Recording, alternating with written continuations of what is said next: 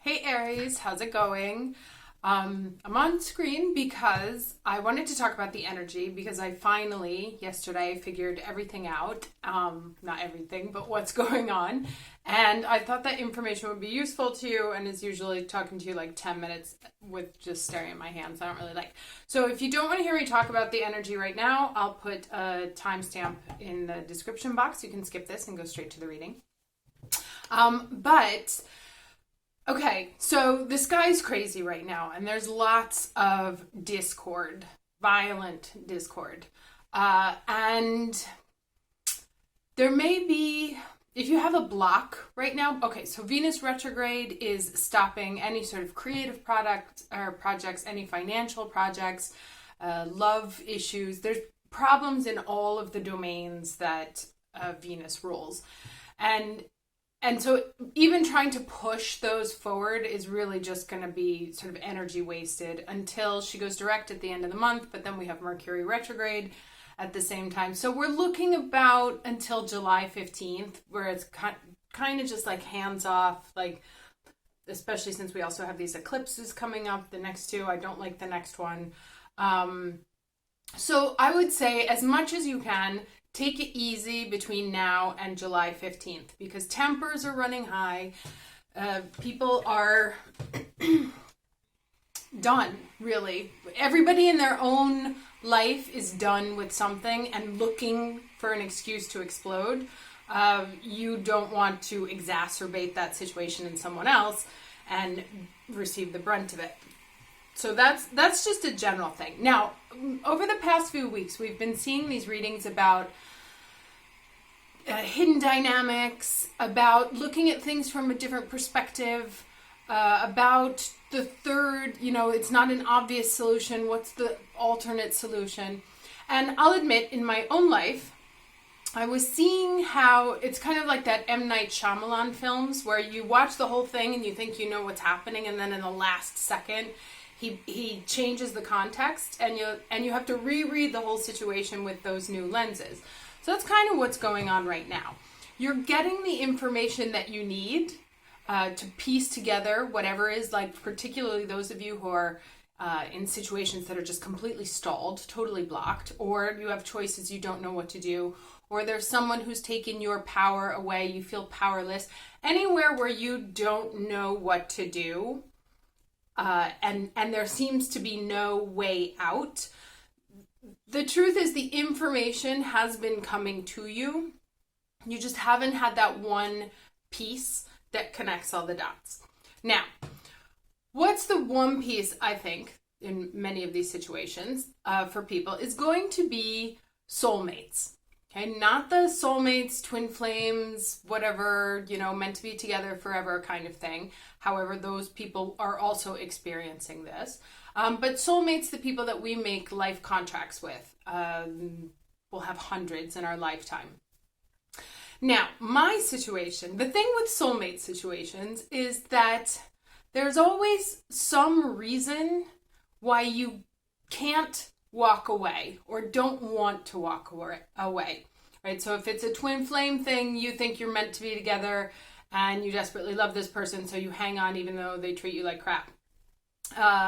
If it's a work situation, you don't want to leave that job, or you need the money, or you've invested your entire life into the project, you don't want to ditch it and walk away. So built into these soulmate situations, into these what end up being complete and total standstills, is a reason why you're not just like, all right, fine, forget it. I don't care. Like, you care so much about what's going on in that dynamic that you're not willing to give up. And so that not willing to give up is what forces the karmic resolution, the lesson. Now, here's what I've discovered in the past week. Many of the times, particularly for those of us who are actively on a spiritual path, who are trying to deal with their karma, who want to do better, we're used to seeing the situation and looking for our lesson in it. And sometimes any situation, any encounter will always teach us something new. But what I've discovered in the past couple of weeks is that we never look at the situation and think, wait a second, I may actually be the teacher in this situation. That possibly the reason why I can't solve this and I can't walk away is because the other person needs to learn a karmic lesson that only I can provide. And since I'm stuck in this situation and I can't get out of it, it's the fact that I won't walk away, that I keep posing an obstacle to this other person as well, that they are then forced to make changes in their own life. Now, the other thing I want to add on is that sometimes because we think we're in the light community, we expect ourselves to behave beautifully and wonderfully all the time. So we don't like to do mean things. And sometimes we can do things that are well within our rights, well within our boundaries, well within our spiritual rights. You are entitled to certain things. If there was a contract established, and if you don't get that contract, it's not mean to go to a lawyer. It's not mean to go to the police if you've been attacked, right? There are things that we are entitled to do, but sometimes we don't like to because we think, that as spiritual people, we're supposed to behave better. And that's another thing that's coming up right now is in this conundrum that we can't get out of, whatever's stuck, whatever's not moving, whatever obstacle is, one of the third answers, remember we said it might not be this, it might not be that, there's a third answer, is actually going to a higher power. Now, a higher power may be this person's boss, may be the police. Different discussion for a different time. Let's say for petty crimes, right? Maybe going to a lawyer, maybe going to a teacher, maybe going to their parents. Whatever the situation is, there is a third higher power that person responds to that opens up the situation, right? In mine, I'll tell you quite briefly. Actually, I'm going to start by telling a story from 5th grade. There was a girl, classic mean girl in school. Name was Courtney. She's still mean girl. 46, but still mean girl. When we were in class together, she wrote me a note that had like really nasty things on it. And she passes me the note, and I read it, and I write her nasty things back, right? Because I'm not thinking. At this point, you don't think people are manipulating you. You're like 10 years old, you don't know that exists. Courtney then takes the note that she receives from me and goes to the teacher and says, look at what Erica sent me. And of course, we both got into trouble, but I got into more trouble because she went and sought out the higher power, right? So she looked like she was in the right, putting me in the wrong, even though I had done nothing wrong. Now, that situation, I assure you, has taught me a multitude of life lessons. And the first of which was always do the right thing, because when you're in the wrong, sometimes it's like, I'm not one of those people who can take shortcuts. So I always try and do the right thing because I don't want to get put back into that situation again. So in my current situation, it's kind of like the same thing. I paid for services. This person didn't deliver them, won't give me access to the thing. So essentially, by the law, he has stolen. I wrote repeated emails, etc., won't get back to me. Sent a letter from the lawyer, not even return it, won't even respond to the lawyer. So he's not afraid. I didn't find the key yet, right? To snap his, what power he responds to. But he's a Taurus, and the Tauruses are very, very attentive to how they come across to their peers and the outside world. They do not like people to think poorly of them. So one of the dumbest things that I never understood about this person is we work in the same field, and I know in the business that he's trying to build, I know so many people, so I could never figure out why I was going to piss off somebody who could open a lot of doors for him. Anyway, Taurus, go figure. So instead of dealing with lawyers, I actually just started going to his colleagues and stuff, people that that would love to have me as a contact, but I was like, I'm really interested in that project you're working on, but I can't give him any additional business because he's stolen from me. So now these people are mad at him, right? So was I the Courtney in that situation? Maybe, but it unlocked this, it got things moving. So these are kind of the hidden dynamics, right? That maybe for once you may not be on the lesson side, you may be on the teacher side. Oh, right, sorry, I forgot to mention that. So then I was talking to one of my healers, and she said to me, she's like, well, ultimately this is a situation that he's going to have to figure out. Like, he's going to have to make the changes because it's his lesson to grow up. And I was thinking, okay, well, that's exactly why I'm not going to walk away from my project. So I am committed to seeing this through to the end. And it's the fact that I will continue to push him and push him and push him, that at a certain point, he's going to have to make the modifications to his own life. And therefore, I, in this situation, am the teacher. I'm also learning lots of lessons like never trust without a contract again. Also for another day. But I was never used to looking at the situation that I might be the teacher. So you may be dealing with situations that you cannot get out of that will ultimately resolve themselves, likely after the middle of July. But you can't get out of them because you're the teacher. And so you have this karmic contract with that person to teach them the lesson they need to. And until they budge, or until you find the key to make them budge, right, that third path of it's not this, it's not that, there's a third way. It's not going to the lawyers, it's not going to the police, it's going to his colleagues. Until you find that third situation, you're both going to be at the standstill. When you find the way to unlock it, that will put the other person in the position to have to sort of make those changes. So this was sort of the lesson is that sometimes we're the teachers. And to one of the other things someone said to me the other day was that even in the Bible, it says that there's a time for war, right? So as light workers, we do not have to be self-effacing. It is not okay for us to lay down and let people walk over us. We do need to stand up for ourselves. We do need to put boundaries down. We do need to call in our power and say, no, not enough, or not good enough. Like, I'm not accepting that anymore. And I will seek out a legal form of retribution to get what I deserve, or what is mine, or what was promised, or whatever. So you don't have to, being a spiritual being doesn't mean being a doormat. Don't confuse kindness with weakness.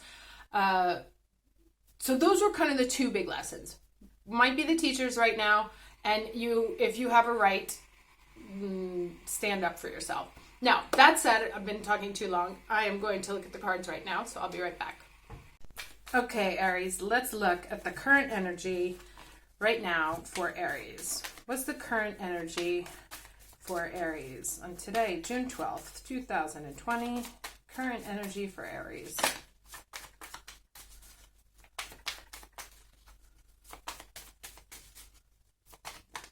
Okie dokie. Oh my God, it came up last time too. Crazy. All right. So that persists. But that, so this was also about choice though. Do I stay in? Do I go out? And feeling isolated, feeling lonely, feeling like nobody understands, not knowing what to do, feeling like you also kind of have the world against you. I still think that's that Mars and Pisces energy that's really bothering us. It's like super blue, kind of blue energy. Let's see what else comes out before I ramble on. I don't want this to get too long. All right, challenge for, again with the blue, 6 of Cups. The dream. The challenge is the dream. So the current energy is isolation and the challenge is the dream. So yes, maybe disappointment about how we thought something was going to go and it's not going that way. Maybe also this kind of feeling like love is not yours. this is quite common right now. A, because of the Mars in Aries, and B, because of the Pluto square Eris. Eris was the goddess who was left out, right? She wasn't invited to any of the parties. And so she came in and she was like, I'll get your attention, right? Like, nobody likes me, but I'll get your attention. And she went into the party and threw the apple in and caused the Trojan War. So we may be having this moment of feeling unloved, feeling unlovable, feeling like the idea of a happy relationship is an illusion, is an impossibility, and feeling quite alone in the current energy. I hear you on both of these, by the way. I have not been the luckiest myself, but also because I haven't really wanted to. That's also a question. But anyway, let's continue. Let's get, what's the lesson for Aries right now? What's the lesson for Aries right now? There's also, the challenge is the nostalgia, right? Not seeing things for what they are, but focused more on the illusion than the reality. And I guess the feeling is that the reality is much darker than the dream. But it was, okay, and then we have this higher power in reverse. Was it real? Or was it an illusion, right? Are we feeling isolated for the wrong reasons? Are we feeling isolated because we're not seeing a situation how it was? I want to read this card real quick because I don't know what that 4 is upside down. Now is the time to examine what you are giving energy and attention to in the back of your mind. If you're obsessing about being right, about old resentments or failed expectations, there it is, about money or about any other people, places, or things, these will be the source from which you create. But you want spirit to be your source. Take heart, for your higher power will never desert you and is always waiting for you to remember the sacred partnership you share. Turn away from other sources of power that don't serve your highest good. There is no greater source than spirit. You can always surrender your troubles and trust that they will be taken care of. You are in good hands. Now, I want to relate this to what I was saying beforehand, right? About us being the teacher, right? And how we're looking at the current situations. And we may be looking at these situations where we're sort of blocked or like God is against us, right? Feel like I don't understand why the universe hates me. I don't understand why that, And what we're not seeing, and the reason why this higher power is upside down and not right side up, is what we're not seeing is that actually our role in this situation, these are, whatever that situation is, you are likely there because you are there to teach a lesson. So this is one of you are confusing the lesson with the experience, right? Particularly if it's a soulmate one. Those usually don't work out, but they don't work out because they're not supposed to. It's two people who come together and to teach each other something. Once it's over, each person, that you are released from that energy, and it stops. Like I said at the beginning, it's like the movie. Once you get that piece of information that's missing, you see the situation in a whole different light. And so to me, this is also that. Like, if you can look at whatever this situation is that's causing you so much pain, that's causing you so much isolation, that's keeping your energy in the past or on an illusion, if you can look at it from a different situation, like, hey, there is a higher power here at work, and I may be in this because it's my job to teach the other person a lesson. Deep freeze. That's that standstill. My job to teach the other person a lesson. It's not about getting into this relationship, or it's not about, God, it was easier when we were working together peacefully. It's like, okay, fine. This situation sucks. It's not how I want things to be, but I do understand that there are higher dynamics at work, that this freeze is here for a reason, because I am helping someone else in their karmic moment, in a moment which, during these retrogrades, nothing can move forward anyway. So it's not like It's not like you're losing time. I think that's been my biggest issue, is that I keep forgetting that nothing's going to move forward anyway. So even if I stand still for the next 8 weeks or 6 weeks, I haven't lost any time. Nothing was going to be developed then anyway. So it's really about putting a right perspective, looking at things concretely, looking at this isolation from a different way, right? And seeing that it's actually this blueness here is really just, I want to say, it's not a figment of your imagination, because obviously the feelings are real, but it's a projected vision that's coming from your head. So if you can look at it in a different way, instead of feeling forlorn because it's not turning out the way you hoped it would, and look at it from a different perspective, from a perspective of power, because there's power in being the teacher in this situation, right? And once you understand that, like the second I was like, oh, okay, I'm the teacher in this, then the whole thing made sense. It was a spiritual engagement. It wasn't a 3D problem. It's a 5D problem.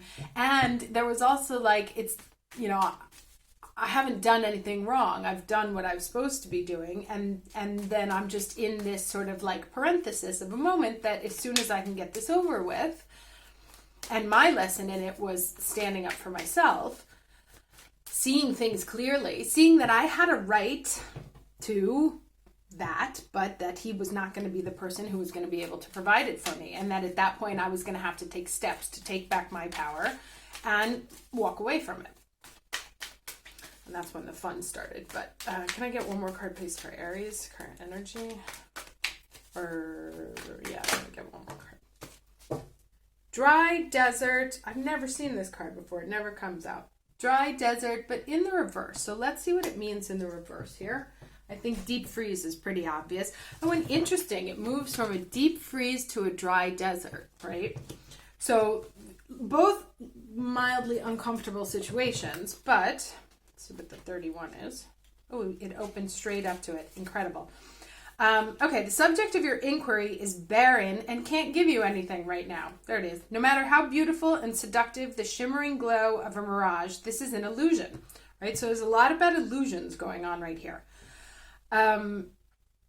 When the dry desert card is reversed, it's a warning not to be hypnotized into thinking you will achieve your desire. This well is empty. Consider the gift here, though. Know that while this is not the right place, person, or circumstance for you at the moment, it means that something much better, more fulfilling, and life-sustaining is coming.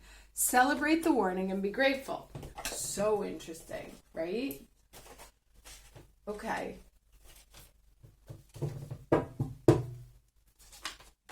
So it's a deep freeze on purpose because it's not meant to be. It's a mirage, an illusion, right? And it's the illusion that's making you feel this sense of isolation. But it's not necessary because there is something else going on at work, right? This is a karmic situation that's unfolding. It may feel like a lot of work, and they usually are. But here's the positive news, is that it should be over 4-4. It should be over by mid-July. Definitely by August, things will feel better. We have these, what did I say before? 6 weeks, 6 to 8 weeks that are going to be challenging. And then hopefully the energy will unblock. Now, around the 26th of this month, when Venus goes direct, things will start moving a little bit. So it won't be as blocked. But then I feel like from the 26th, as it sort of thaws, that you'll start to realize actually that this is an illusion. So you'll get your piece of information. If I wasn't able to provide the right perspective with the whole teacher karma thing, and this is still your state of mind, I think that somewhere between Venus going direct and the Mercury retrograde, you are ultimately going to end up at this conclusion that whatever it is that's in front of you that you've been staring at, these two cacti there, the mirage, is an illusion that is not right for you. 2 cards, please, for Aries. Oh, that's way too many. Although there was the sun there. I should have let those fall. 2 more cards, please, for Aries. Echo. So from a 10 of Wands to a 10 of Swords. So yeah, putting an end to the hard work, though. Putting an end to that thing that you've been working on so passionately, but it ends. So a difficult end to a difficult situation. 2 tens. Let's get one more card here.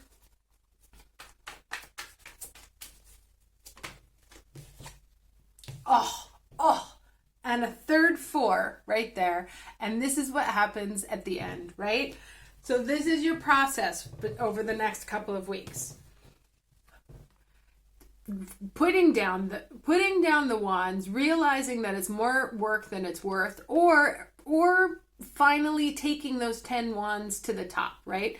Whatever it is, they turn into an ending. You put an end to the situation, and through the end of the situation, power back, right? Higher power. There's the 4. So great. So happy that guy showed up, because the cards have been really crap recently. So yes, it's a very difficult situation, but you're gonna get your energy back here, and you're gonna, you go from here to here instead of this sort of lost, forlorn, I've lost everything, nothing ever works out for me kind of thing, to this guy's like super like, fuck it, this is my show, my lands, my terrain, I got this, I own this. This is the movement. It's a tough pattern, or a tough path. Not easy, but it hasn't been easy because look, you've been working on these for a long time, right? We didn't just get 10 wands in our grasp. We've been collecting them for a while. Nearing the end, and on the other side is great power. Like I said, once I figured out my situation, I can't tell you how my entire energy and my entire life changed. And now I'm kind of like, all right, fine. He doesn't want to answer me for the next 3 weeks. I do not give a shit, because I know that how I've played it, all the steps that I've taken are ultimately going to bring an end to the situation. But they're going to bring an end that I want to see. So the same will be for you. It's a matter of figuring out what that click is, what that one piece is that's stopping. Oh, I forgot to put those other cards out. The one click that's stopping you from recontextualizing this feeling of isolation and being lost in an illusion.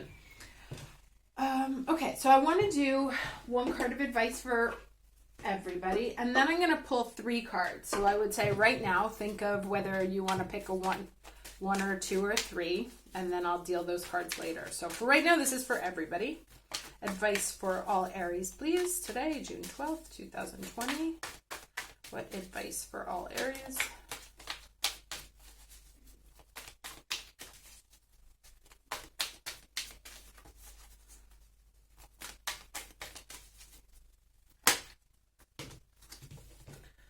Soul expansion. Your consciousness is expanding. You understand the connections between all things. So there it is, right? Like I said at the beginning, putting the pieces together, connecting the dots, finally starting to see that each of those little stars actually forms a constellation. And seeing, here's more of the blue, right? Seeing what this situation is, seeing what it really is, not focusing on the illusion anymore, not sitting in isolation, but finally coming to the conclusion that this is not something you want to be involved in, not something you want to play with, and you walk away from it. Ta-da! And Master, power, Aries, nice. Okay, so now I'm going to do 3 cards here from my, I like to call it my Venus deck because it's the crystals. So let's see. I'm going to pull 3 cards. So think of a 1, 2, or 3. I get 3 cards for Aries face down. Or maybe I'll just do it this way. No, I'll do it this way. Sorry, all that Gemini energy's got me a little bit buzzing too. So let's do 1, 3, and 2. And I will read them in this. All right, so here we have Goddess Terra and Tibetan Quartz. Her eye ever open. Let me read this to you. 37, so that's a 10. Ending energy. 37. Okay. We bring you the empowerment of her eye ever open. The divine protection around you is absolute and complete. Your simple request for the universal mother to watch out for you and to protect what has meaning for you allows you to live your life, do your work, and know the most powerful one is caring for your well-being on all levels. You can trust, be free from worry, and remain open to the world with joy in your heart. I'm just going to read the top piece because otherwise, hold on. As you grow spiritually, the reach of your light increases. You become increasingly open and visible to more souls. You become as a shining spiritual sun, bringing light to the earth. Do you notice that people have different reactions to the sun? Some worship, others respect, and some fear. These reactions are about the belief systems and consciousness of the people, not the nature of the sun itself. The sun is exactly the same whether it is recognized for its health-giving properties or for being destructive to health. For those on the path of love and light, there are lessons to be learned from this. If you decide whether or not to be who you are, to shine your light based on the reactions of those around you, then you will be forever confused. There will always be those that admire and support you in who you are, and those that for their own fearful reasons will not. Very interesting. I actually have another work situation like this. Some people are not going to be nice to you because they're afraid you're going to outshine them. So that's for those people. Ooh, this one looks fiery. Goddess Sekhmet and fire agate. Passion of the lion heart. That's also if you... God, I can't remember their name. The Icelandic band. They have a King and Lion Heart video. It's super beautiful. You should check it out. Monsters and Men. There it is. Monsters and Men video, Lion Heart. You'll love it. It's beautiful. We bring you the empowerment of passion of the lion heart. Through passion, you will dedicate yourself with an intensity and discipline that may surprise you. Passion is love activated. It is energy that moves you from within and empowers you to act in the world in ways you would not otherwise dare to even consider. Passion gives you strength, plugs you into the eternal energy of sacred fire, and generates the ability to accomplish tasks you may once not have believed possible. With great passion, there can be great pain. The heart that loves wild and open is also the heart that can feel disappointment and doubt most keenly. The empowerment of the lion heart strengthens your heart to recover from any pain through the power of courage, commitment, and bold, loving devotion to what matters most to you. Wow. Okay. Last one, we have Goddess. Are they all women? They are. Goddess Matangi and Heliotrope. Already there is value. Let's see. This is 43. Oh, and they're in order. 43.